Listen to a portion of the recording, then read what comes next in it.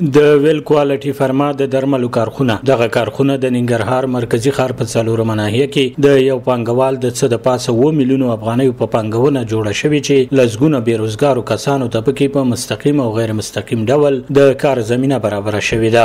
دغه کارخونه مسولین وايي په میاشت کې له 40 تر 50 زره بوتله شل کلمه بلابل ډول درمل تولیدوي. د معدې لپاره لرو چې کپسول بخش کې لرو، شربتونه کې لرو، همداسې د اطفالو په د طبي په مورد کې، همداسې د اسهالاتو په مورد کې کلام لرو، د زنانه‌ای د کمخونۍ او لکه ایران تولیدات مو د پخوا په نسبت اوس لږ یو څه ناڅخه شوي دي الحمدلله. 50 نفر پر مستقیم او غیر مستقیم موږ سره کارګر کار کوي.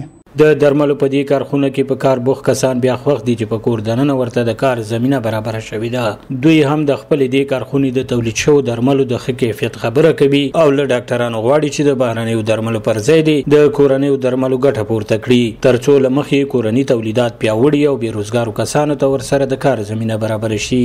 ډېر خوشاله چې دلته راته په کور دننه د کار زمينه برابر شوې ده. ډېر کسان دلته کار کوي او د ډیرو بدبختیو نه خلاص دي، دلته خپل کار مخ ته وړي. هیواد کې تولیدات کیږي نو دلته کنټرولېږي، دلته دغه کیږي ټو کوالټي کنټرول کیږي. وطني تولیدات څخه باید استفاده وکړي ځکه چې ډېر داسې کارګر دي چې هغه بیکاره دي، نو د هغې لپاره ورته کارونه پیدا شي. او بل دا چې دي د وطني تولیدات چې دي نو دا ډېر ښه کوالټۍ والا دي.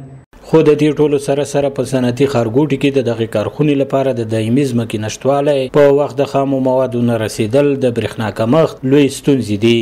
دوی همدارس د بهرنیو راواردېدونکو درملو په پرتله د کورنیو تولیداتو کیفیت ښه بولي. دوی وایي کورني تولیداتو ته د خاصې پاملرنې له امله هیلهمند دي چې د تولیداتو کچه به له دې هم لوړه شي. غټه ستونزه مو دا ده چې په صنعتي ښار کې ځمکه نه لرو، د خام موادو په رابطه ډېر مشکلات لرو ځکه چې زیاتره خام مواد زموږ د خارجي هیوادونو نه واردېږي، لیکن په وخت رسیدګي نه کېږي. موږ ته چې خام مواد په وخت ورسېږي یا موږ تولید په ټیم باندې وکړو. داخلي تولیداتو ته اوس وخت کې توجه لږه زیاته شوې ده چونکې ډاکټر صاحبان هم ورته مخه شوې ده. ډاکټر صاحبان هم اوس داخلي تولیدات ډېر خوښوي، نو د میاشتې تقریبا دغه 50,000 بوتل پورې تولید برابرېږي زموږ.